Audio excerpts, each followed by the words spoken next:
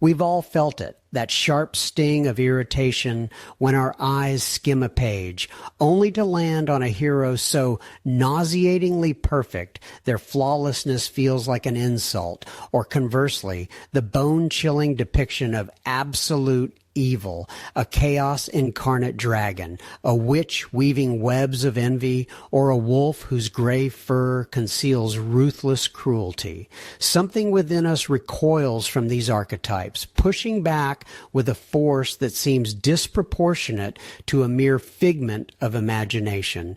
This isn't just a plot device or a literary trick. It's a deep, almost atavistic response, an echo resounding in the hidden corners of our soul. Consider, why do these figures, be it the shining knight without fear or reproach, whose righteousness strips away their humanity, or the villain whose darkness knows no shades or remorse, elicit such a powerful, almost painful resonance within us? In a world accustomed to filters and carefully curated images, where digital reality offers an endless stream of perfect lives and unacceptable opinions, this inner dissonance becomes particularly palpable. It manifests not only in the pages of ancient myths, but also in our everyday reactions, in what we condemn with particular vehemence in others, in what makes us want to turn away, shut our eyes, erase from sight. This isn't just dislike. It's a rejection that leaves a bitter taste, as if we've encountered something that violates our inner order, our carefully constructed worldview. This reaction, this pole of irritation, is no accident. It's like an invisible thread stretching from the external image to something deep within us. It's not merely a reflection, rather it's a distorted echo, a digital phantom of what we once rejected in ourselves. It's as if an ancient barrier erected within our own soul's landscape now vibrates in response to any attempt to approach its boundaries. We so painstakingly reject these qualities externally, be it the dragon's all-consuming ambition, the witch's cunning, or the wolf's predatory nature, because we once decided that these energies, these potentials within us, were unacceptable, dangerous, or shameful.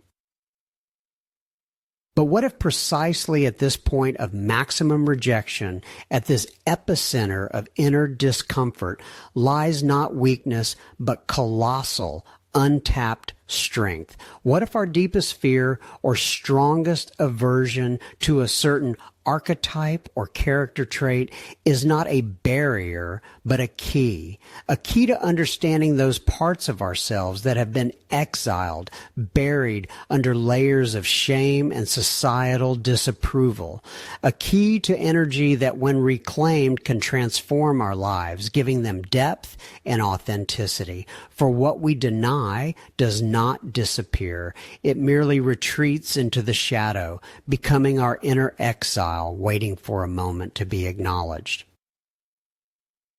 And here arises the most crucial question: when and why did we begin to exile these parts of our soul? At what point in our personal myth, our unique fairy tale, did we decide that certain qualities, certain manifestations of strength or vulnerability must be locked away in a dungeon, suppressed, forgotten, turned into our own dragons, witches, and gray wolves? We've discussed what evokes such a fierce, almost atavistic aversion in us. The dragons, witches, gray wolves that live not only on the pages of old books, but also in the depths of our unconscious. These are not merely external projections of evil. They are distorted reflections of what we once in forgotten times banished from our own inner kingdom. But when did this banishment occur? At what moment did our soul, like an ancient king, reject a part of its subjects, condemning them to eternal wandering in the shadows? Imagine a child. They come into this world like a blank slate, or rather like an unwritten book, where every page is a potential strength, energy, possibility. Within them lives a primal, wild force, capable of creation and destruction, of unrestrained laughter and fierce protest. Ambition slumbers within them, pushing the young hero to seek the unknown, be it a castle full of treasures or a summit no one has yet reached. Healthy aggression churns within them, the very vitality that allows the wolf to defend its territory and the hero to break through a thicket of doubts to their goal. They have the right to make mistakes, to stumble, to be awkward, for it is through falling that we learn to fly, like Icarus before he flew too close to the sun, or like a hero who doesn't immediately find the right path. But the world this child enters is often not ready to accept the full breadth of their primal nature. Society, family, upbringing, like invisible censors, begin to cross out pages from our book of life. Don't be so loud, and a voice capable of inspiring speech becomes a whisper. Don't be angry, and righteous anger that could dismantle injustice turns into suppressed bitterness. You must be the best, flawless, and the right to make mistakes, to human vulnerability, to imperfection, is branded and sent into exile, transforming into a fear of being exposed, into an eternal striving for an unattainable ideal.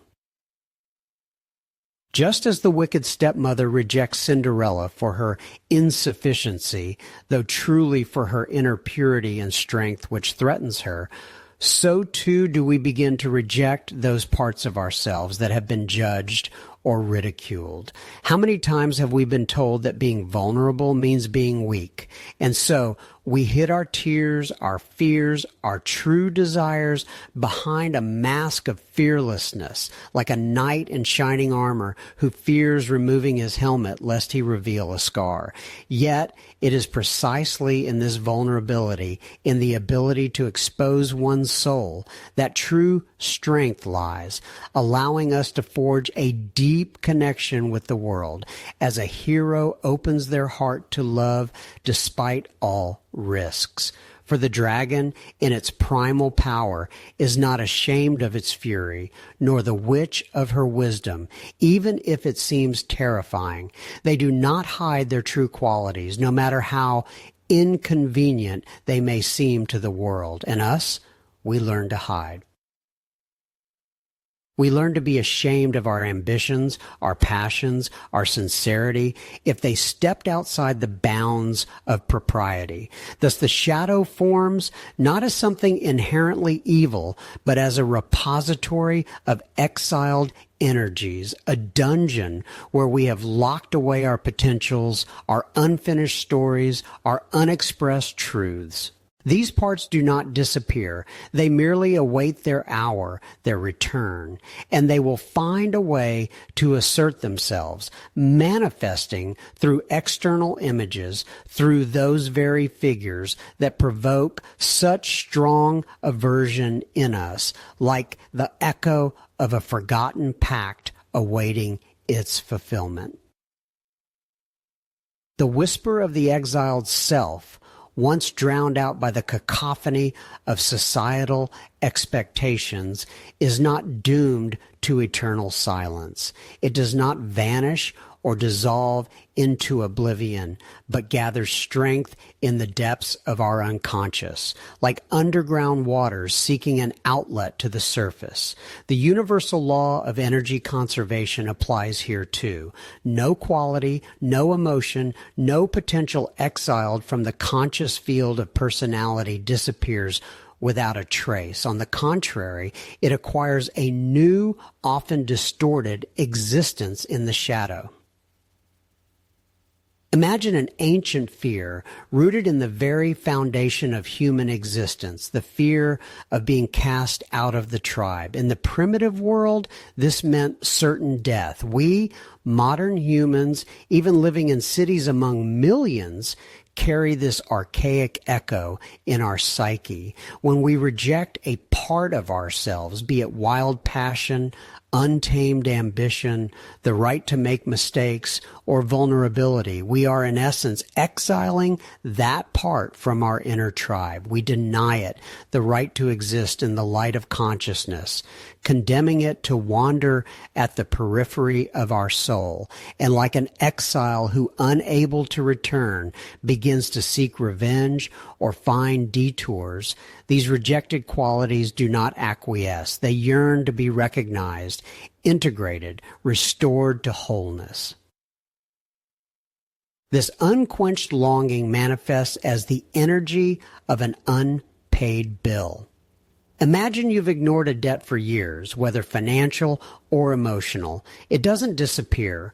On the contrary, with each passing day, the interest grows and the pressure mounts. Similarly, the energy of suppressed qualities doesn't dissipate. It accumulates, becoming increasingly powerful and insistent. And when it doesn't find direct, healthy expression within us, it is projected outward onto the world, onto other people.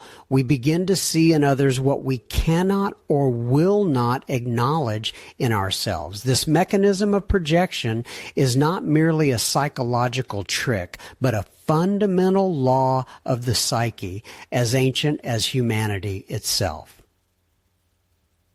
Recall how in Greek mythology, gods and heroes often blame fate or external forces for their misfortunes, failing to see their own pride or mistakes. Or consider the literary phenomenon of the doppelganger, that sinister double appearing from nowhere to haunt the hero. From Edgar Allan Poe to Dostoevsky, the doppelganger often serves as a powerful metaphor. It is not an external enemy, but a visible embodiment of the protagonist's own suppressed desires, unatoned sins, or rejected character traits, which, failing to find recognition, acquire their own seemingly independent life. We see in the doppelgangers of other people, their actions, their words, a reflection of what we ourselves have repressed, but which continues to live in our shadow, persistently demanding attention. This is precisely why our sharpest irritation, our irrational hatred or contempt for certain types of characters or their qualities, whether in real life, in the news, or in fictional worlds, is not accidental, but a beacon. It is not merely a reaction to external evil, but a signal that something within us, something we once rejected, lies dormant. And these doppelgangers, whether in myths or in our daily projections, carry not only a challenge but also an incredible gift, the opportunity to see and integrate what has been exiled. They point to those clusters of rejected energy which, when accepted, can become an inexhaustible source of strength and authenticity. Now we are ready to delve into the most recognizable images that have for centuries served as screens for our deepest projections and try to understand what precisely in them evokes such a fierce response. If we look closely at our reactions to the shadows flickering on the walls of our psyche, we find that the sharpest stings, the most burning revulsions, are caused not simply by villains, but by embodiments of our own rejected facets. It is no coincidence that dragons, witches, and gray wolves perpetually inhabit our nightmares and fairy tales. They are not merely antagonists, but living, breathing metaphors for what we have repressed, condemned, and cast into the dungeons of our unconscious. Our irrational hatred, deep contempt, or inexplicable irritation towards these archetypes serve as guiding beacons, pointing to the most painful, yet also the most resourceful points of our inner world. Take, for example, the dragon. It is an ancient, scaly terror, guardian of untold treasures and abductor of innocent maidens. It breathes fire, its gaze paralyzes, and its greed knows no bounds. What aspect of our shadow does it embody? It is our untamed power, our primal, uncontrolled aggression, our insatiable avarice, and our drive for total control. It is that part of us capable of destroying, dominating, consuming everything in its path just to satisfy the insatiable maw of the ego. Recall the ancient serpent that sleeps on a mountain of gold, its scales shimmering in an infernal glow, each breath a precursor to a fiery storm. Hatred of it is not merely fear of destruction. It is a deep revulsion towards boundless greed, towards blind, all-consuming avarice that knows no limits and no compassion. It is fury against that part of ourselves capable of engulfing everything around, turning treasures into a curse and power into self-destruction. The dragon is unintegrated ambition turned into tyranny, or a thirst for power becoming a destructive force. Next before us appears the witch. Old, ugly, cunning, she possesses forbidden knowledge and uses it for evil ends. She poisons, enchants, transforms, and seduces, only to then destroy. The witch embodies our shadow related to manipulation, hidden power, envy, and sometimes a distorted, suppressed feminine strength or wisdom that has been rejected as dark or dangerous. This is the part of us that seeks to control through intrigue, to hide true intentions behind a mask of benevolence, or to use knowledge for harm. Or consider the old woman in the gingerbread house, luring lost children with the scent of sweets. Her smile is a mask concealing cold calculation, and her hands, seemingly kind, prepare an oven for innocent souls. Aversion to the witch is not only horror at evil, but also deep unease toward cunning, toward perverted wisdom that serves destruction. It is a rejection of our own capacity for manipulation, for hidden influence, for dark desires that we hide even from ourselves, fearing their ugliness and potential power over others. The witch is rejected intuition turned into malice, or suppressed sensuality transformed into temptation. And finally, the gray wolf, predatory, cunning, vile. It is the embodiment of wild, primal nature that defies the laws of society. It deceives to devour, and its hunger knows no satiety. The wolf symbolizes our shadow connected to untamed instincts, animalistic aggression, the selfish desire to consume, and our capacity for betrayal or deceit, for survival or gratification. This is the part of us that acts without moral constraints, guided only by hunger and thirst. And finally, the gray wolf, slinking through the forest, deceiving and devouring. Its eyes are full of hunger, and its lies weave a web in which innocence becomes entangled. Anger at the wolf is not merely self-defense against a predator. It is the rejection of our own wild instincts, that primal force that does not submit to morality, that seeks gratification at any cost. It is horror at our own untamed aggression, at the desire to tear, to consume, at the animalistic nature that civilization attempts to lock deep inside, but which still bursts forth in dreams and unexpected flashes of rage. The wolf is unintegrated vitality turned into predation, or self-preservation instinct becoming cruelty. These characters, which provoke such strong negative reactions in us, are not merely products of fantasy. They are mirrors reflecting the deepest, most rejected aspects of ourself.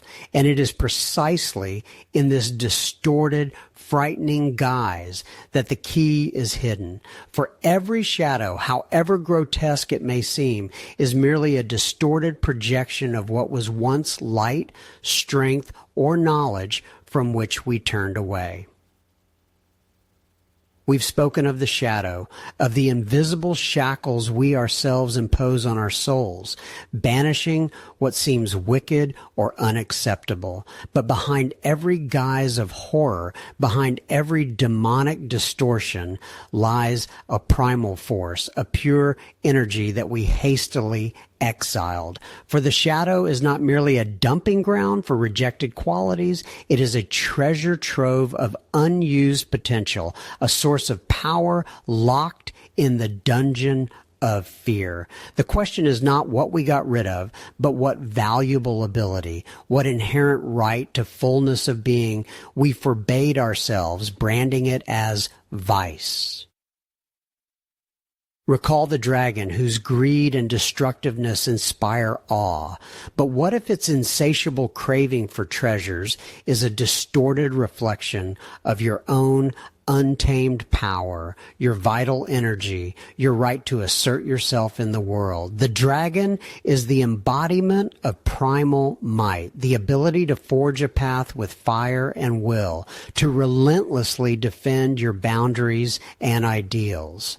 It is pure, unfiltered ambition that drives one to the heights, and an indomitable will capable of destroying any obstacle on the way to a goal. By rejecting the dragon, you may have locked within yourself not only the capacity for aggression, but also for passionately defending what you hold dear, for daring creation, for attaining genuine sovereign power. You surrendered your power externally, fearing its inner primal might, fearing to appear too greedy, too dominant, too inconvenient. What right to power, to mastery over your own life, to manifest your will did you forbid yourself by exiling this beast? Or let's turn to the witch, whose spells are woven in shadow and whose wisdom seems cunning. Behind the veil of manipulation and envy lies deep knowledge, an intuition capable of seeing through illusions. The witch is not just a feminine archetype. She is a universal symbol of inner wisdom, the ability to feel, to foresee, to heal, to understand the invisible threads of being, the cycles of life and death. This is the power of transformation, the alchemy of the soul, the ability to influence reality not through brute force, but through subtle energies, through a deep connection to the instinctive and spiritual world. You may have rejected your intuition, labeling it as irrationality or women's logic. You suppressed your inner voice, fearing to appear too perceptive, too influential, too powerful. Your capacity for deep empathy, for strategic thinking, for genuine intuition might have been called manipulation, and your inner freedom, witchcraft.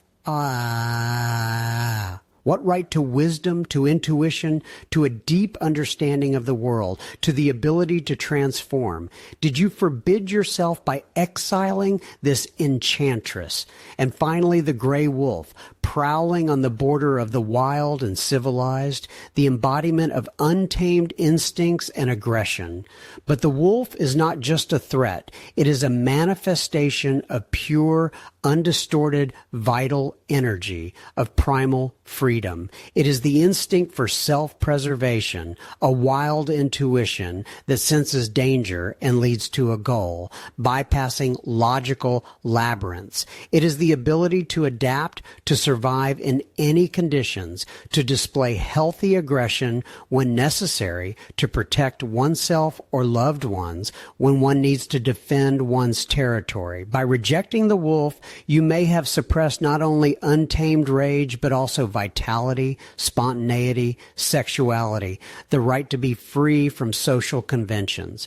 You gave up the right to trust your bodily sensations, your animal wisdom, fearing to be too animalistic, uncivilized, or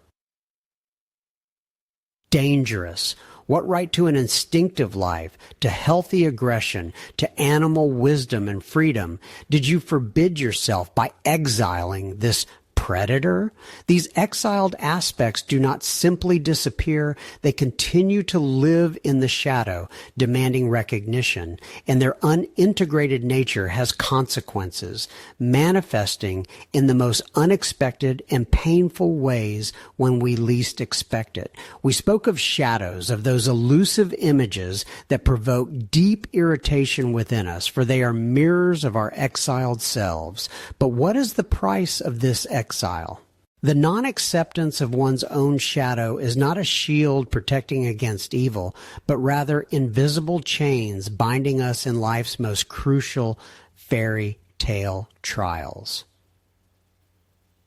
Consider the hero who must battle the dragon, not the one that breathes fire and guards treasures in distant mountains, but the one that lives within him, his own untamed ambition, his drive for power, his desire to possess and control. If this hero, fearing to become a tyrant or a greedy monster, suppresses every manifestation of his will to supremacy, every healthy aggression in achieving a goal, then what happens? He becomes an eternal wanderer on the sidelines of others' stories, unable to claim his right to the throne, to his calling. He watches as others, less worthy but more decisive, take his treasures, his opportunities, his destiny, his fear of being like the dragon, like one who takes everything, forces him to renounce his own greatness, his ability to create and protect his kingdom.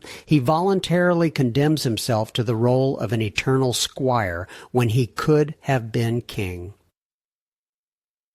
Or imagine a princess whose inner witch, wise, perceptive, capable of seeing through veils of illusion, was banished from her consciousness under societal pressure, which demanded only sweet naivety from her.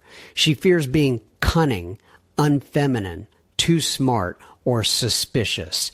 And what then? She ignores the subtle signals of intuition, warning her of the false glitter of a Prince Charming whose intentions are far from pure. She fails to recognize hidden manipulations, for her own capacity for deep, at times unpleasant, insight has been suppressed. Her fear of being like the witch, like one who sees too much and weaves intrigues, makes her blind and vulnerable. She falls into a trap from which she later has to escape with pain and loss, simply because she abandoned her inner wisdom, her ability to transform and protect through knowledge. And what about the gray wolf? It's not just a predator from the forest, but a metaphor for our untamed vitality, instinctive strength, the right to spontaneity, and even healthy protective aggression. If a person fearing to be a beast, crude, or uncontrolled, suppresses these impulses, they deprive themselves of vital energy. They become unable to stand up for themselves, protect their boundaries, or defend their interests. They allow others to invade their personal space, exploit their resources, because they are afraid to unleash their inner wolf. Their fear of being like a wild beast forces them to make unfavorable decisions, endure injustice, and renounce their natural freedom and strength. They become a victim in the forest, where they could have been a full-fledged inhabitant. Every time we renounce a part of ourselves, projecting it onto the demons of our inner fairy tales, we do not protect ourselves from their evil, but rather deprive ourselves of their power. We build a fortress to hide from imaginary enemies, but in the end, this fortress becomes our prison. We cut off our own hand, fearing it might do wrong, but then find ourselves helpless in the face of real challenges. This self-deception, the belief that avoiding the shadow will protect us, is one of the most destructive illusions. For the shadow does not disappear. It merely acts from the depths, sabotaging our attempts to achieve wholeness and strength, forcing us to make unfavorable decisions that seem right only because they lack what we so fear within ourselves. However, the human heart, that labyrinth of paradoxes, projects outward not only what it hates or rejects, it is also capable of bestowing upon external images that very strength, that splendor, that purity, which it dares not acknowledge as its own.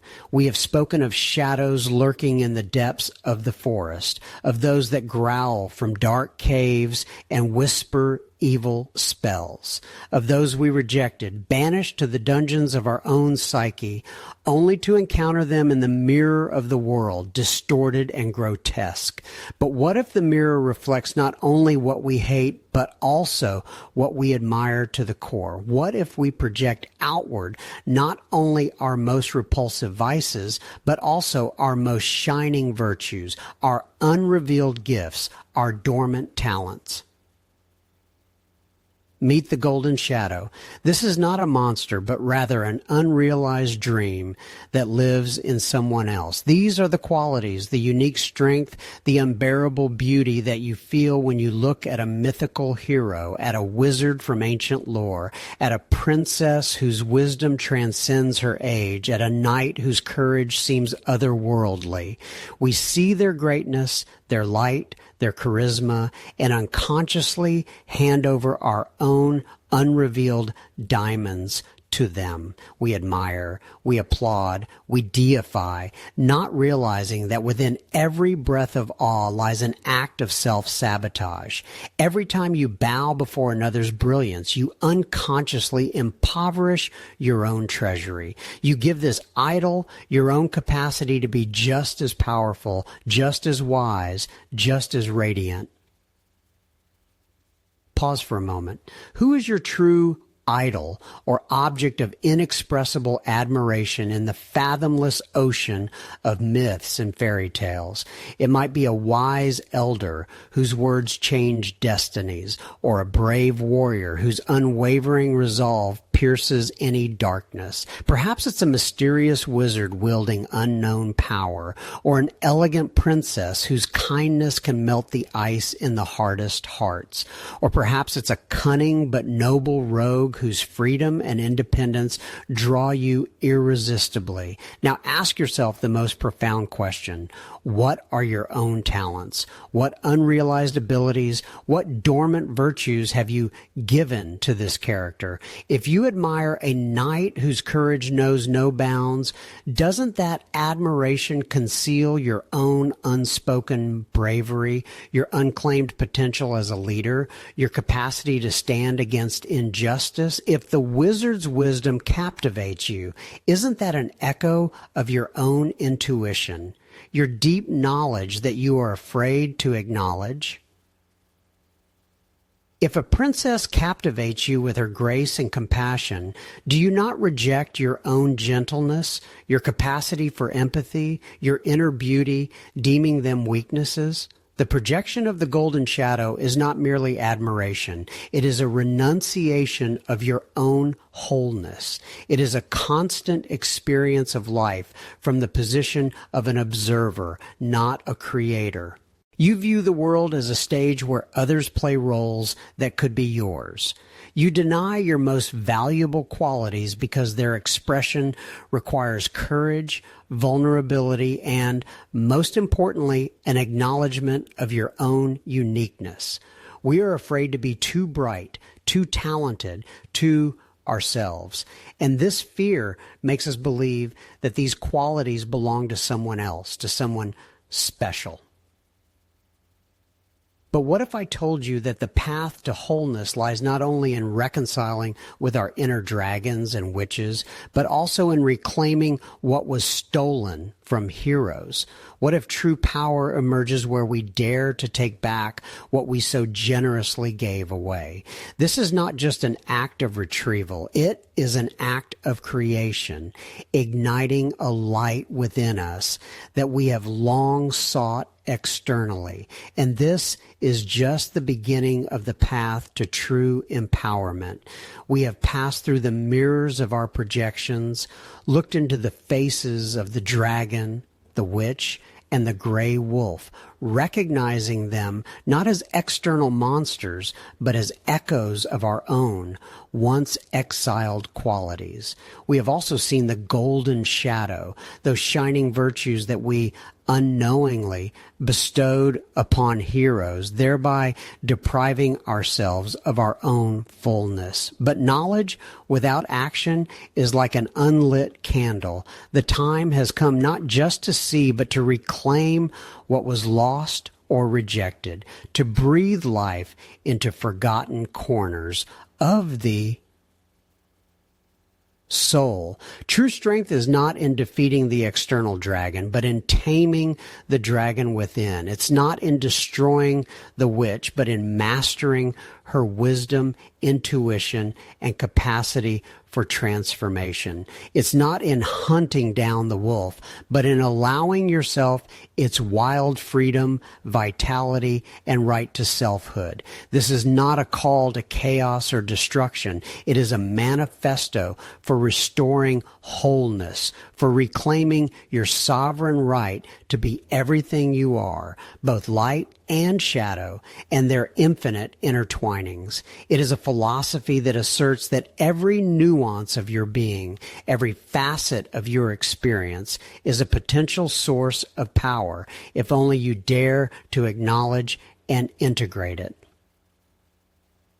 For this, I offer you not just a reflection, but an act of co-creation, a magical undertaking capable of rewriting not only a fairy tale, but also your inner reality.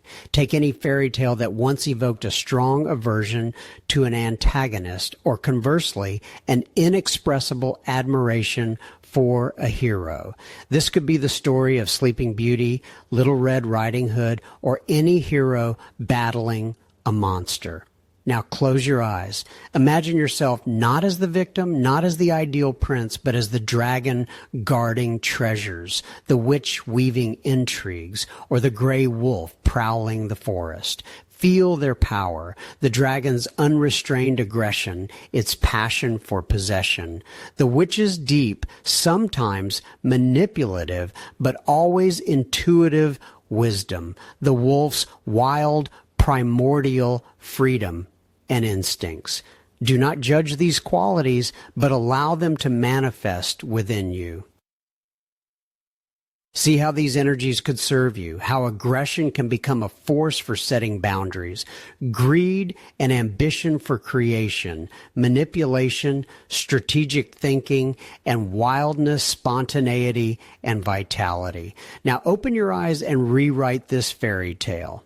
But not about how evil was defeated, but how it was integrated, how the princess gained the dragon's audacity not to wait for rescue, but to build her own empire, how the witch used her intuition and power not for curses, but for healing while retaining her wild, wise essence, how the wolf, without losing its freedom and instincts, found a way to coexist rather than destroy, becoming a guide to the forest's deepest mysteries. Or if you are working with the golden shadow, imagine yourself as the very knight whose valor you admired, or the sorceress whose wisdom seemed unattainable. Which of their qualities, courage, compassion, wisdom, grace, did you unconsciously give to them, deeming yourself unworthy? Embody them within. yourself as if they were always yours, as if you simply remembered them. Rewrite the fairy tale so that the hero you admired becomes not an external ideal, but a reflection of your own blossoming power.